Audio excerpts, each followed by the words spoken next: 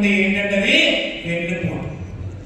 వెన్నుపోటు దగ్గర నేను ఎలక్షన్ ముందు చెప్తున్నాను, ఇప్పుడు చెప్తున్నాను, వెన్నుపోటు పొడిచితే ఎవరన్నా కానీ వాళ్ళని వెంటాడి నా జీవితంలో రాజకీయాన్ని మర్చిపోతాను, కానీ వాళ్ళని మాత్రం వెంటనే చేసేస్తాను. ఎందుకంటే నాకు అది నచ్చదు. ఎందుకంటే ఎదురుగా పుట్టినవాడు ఆ పార్టీలో పుట్టి, అది కాంగ్రెస్ అవ్వచ్చు, వైఎస్ఆర్సీపీ అవ్వచ్చు, ఆ పార్టీలో పుట్టి ఆ పార్టీతో పోరాడుతున్నప్పుడు ఆ వీరుడు అవుతాడు.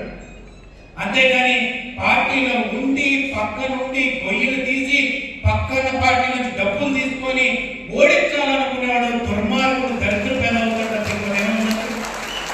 అందుకే నేను ఎప్పుడు కాదు, ఎలక్షన్ ముందు చెప్పాను, రాజకీయాల్లోనే ర్యాలీనప్పుడు చెప్పాను, ఇప్పుడు చెప్తున్నాను, వెన్నుపోటు పొడిచారని తెలిస్తే వాడికి 1000 ఓట్లు ఉన్నాయి, 10,000 ఓట్లు ఉన్నాయి, కానీ భూలో కప్పిటిస్తాడు మాత్రం నేను ఎదుర్కోని చెప్పి ఈ సందర్భంగా చేసుకుంటాను. ఇది రాజకీయంగా నా ఐడియాలజీ. అది మనం నమ్మచ్చు నమ్మకపోవచ్చు. మన పెద్ద అంటున్నాడు నా దగ్గరికి వచ్చి, రాజకీయాల్లో మధ్యమర్పు కూడా ఉండాలి బాబా. నాకైతే మధ్యమర్పు లేదు, బాగా గుర్తుండిపోతాం. మధ్యమర్పు అంటే అలాంటి రాజకీయం కాదు.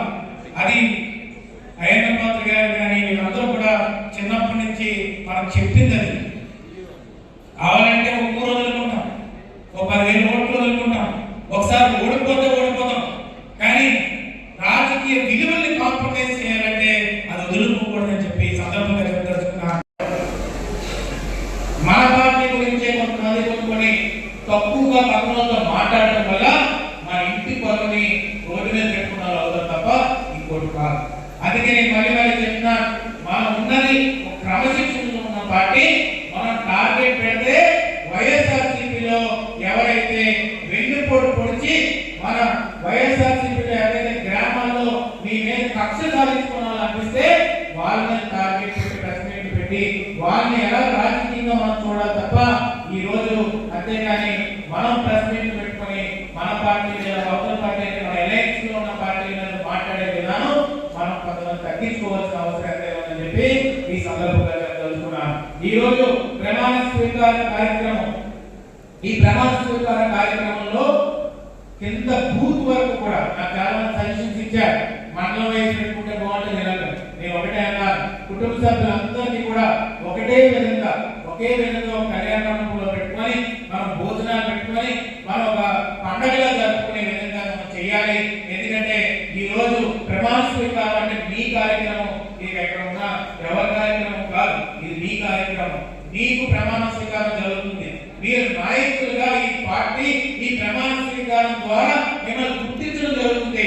రేపు చంద్రబాబు నాయుడు గారు ఏమైనా వాయిస్ కాల్స్ కానీ ఏమైనా ఉంటే అవి డైరెక్ట్ గా కనెక్ట్ అయ్యి మీతో మాట్లాడటం జరుగుతుంది. కాబట్టి ఈరోజు నారా లోకేష్ గారు మీరు చూడొచ్చు, ఏ నియోజకవర్గం మొట్టమొదట కార్యకర్తలు కలిసిన తర్వాతే గవర్నమెంట్ ప్రోగ్రాంలు చెప్తున్నారు.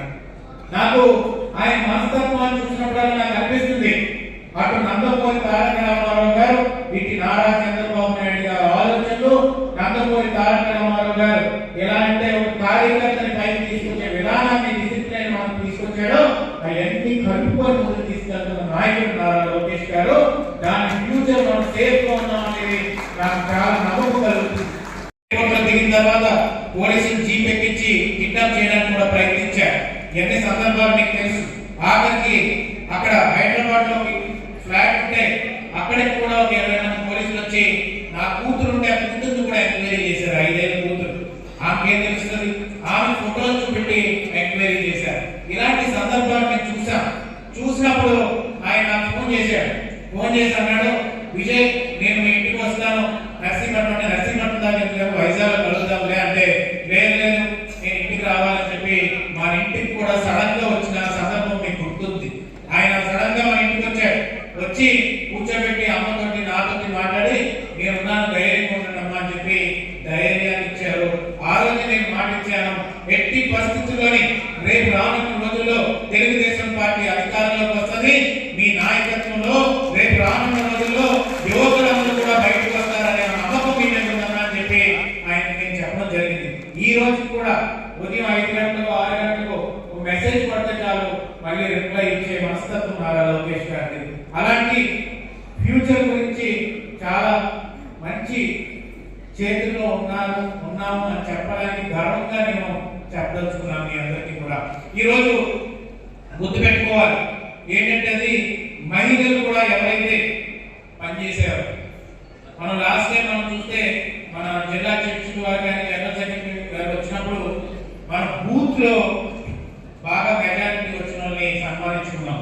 దాంతో పాటు కష్టమైన బూతులు ఏది ఎప్పుడు మెజారిటీ రాలేదు, అంటే 1983 నుంచి పోటీ చేసినా కానీ ఇప్పుడు దాకా కొన్ని బూతుల్లో మెజారిటీ రాలేదు. అలాంటి బూతుల్లో మెజారిటీ తీసుకొచ్చిన వాళ్ళని కూడా మనం సన్మానం చేస్తున్నాం.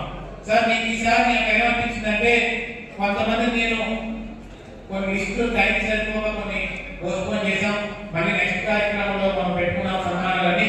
కానీ ఈ రోజు నాకు ఏమనిపించిందంటే మహిళలు కూడా చాలా మంది ఇంటికి తెలియారు ఎలక్షన్స్ అవ్వలేదు. ఒకటి ఉంది ఏంటంటే వెన్నుపోటు.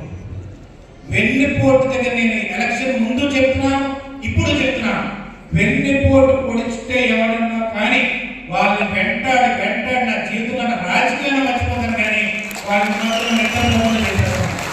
ఎందుకంటే నాకు అది నచ్చదు. ఎందుకంటే ఎదురుగా పుట్టినవాడు ఆ పార్టీలో పుట్టి, అది కాంగ్రెస్ అవ్వచ్చు వైఎస్ఆర్సీపీ అవ్వచ్చు, ఆ పార్టీలో పుట్టి ఆ పార్టీతో పోరాడుతున్నప్పుడు ఆ వీరుడు అవుతాడు. అంతేగాని పార్టీలో ఉండి పక్క నుండి గొయ్యలు తీసి పక్కన పార్టీ నుంచి డబ్బులు తీసుకొని ఓడించాలనుకునేవాడు దుర్మార్గుడు, దరిద్ర పేదవుతాడు. అందుకే నేను ఎప్పుడు కాదు, ఎలక్షన్ ముందు చెప్పాను, రాజకీయాల్లోనే ర్యాలీనప్పుడు చెప్పాను, ఇప్పుడు చెప్తున్నాను, వెన్నుపోటు పొడిచాడని తెలిస్తే వాడికి 1000 ఓట్లు ఉన్నాయి, 10,000 ఓట్లు ఉన్నాయి, కానీ భూమిలో కప్పిటీసి దాకా మాత్రం నేను ఎదుర్కోనని చెప్పి ఈ సందర్భంగా చేస్తున్నాను. ఇది రాజకీయంగా నా ఐడియాలజీ. అది మనల్ని నమ్మకపోవచ్చు. మన పెద్ద అంటున్నాడు నా దగ్గరికి వచ్చి, రాజకీయాల్లో మధ్యమరపు కూడా ఉండాలి బాబా. నాకైతే మధ్యమరపు లేదు, బాగా గుర్తుండిపోతారు. మధ్యమరపు అంటే అలాంటి రాజకీయం కాదు అది. అయ్యన్న పాత్ర గారు కానీ వీళ్ళందరూ కూడా చిన్నప్పటి నుంచి మనకు చెప్పింది అది.